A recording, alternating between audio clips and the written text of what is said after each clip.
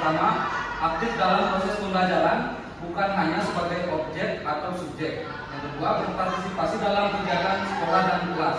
Yang ketiga, mengembangkan sikap, keterampilan dan pengetahuan. Dan yang terakhir yaitu bersikap terbuka terhadap bimbingan dan arahan dari pendidik. Selanjutnya yaitu contoh kontak sosial edukatif. Yang pertama, guru mengajar di kelas dan berdialog dengan siswa. Siswa bertanya kepada guru tentang materi-materi pembelajaran. Selanjutnya yaitu diskusi kelompok antar siswa dan dalam menyelesaikan tugas. Selanjutnya kegiatan bimbingan dan konseling. Dan yang terakhir, interaksi antara siswa dan guru dalam kegiatan ekstrakurikuler. Selanjutnya akan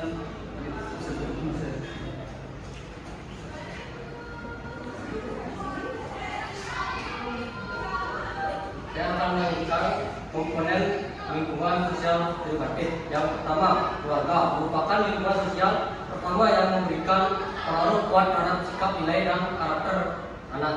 Yang kedua, sekolah, tempat formal untuk mengembangkan potensi intelektual, emosional, dan sosial anak melalui interaksi dengan guru dan teman sebaya. Yang ketiga, teman sebaya, interaksi sosial dengan teman memberikan pengalaman belajar sosial secara informal, termasuk tentang kepemimpinan, persaingan, dan mentalitas. Yang keempat, masyarakat, lingkungan sekitar juga dapat menjadi sumber pembelajaran melalui kegiatan sosial budaya dan agama dan teknologi.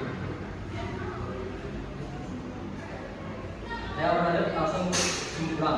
Anak didik adalah subjek utama dalam proses pendidikan yang sedang berada dalam masa pertumbuhan, pengembangan potensi, dan pembentukan karakter.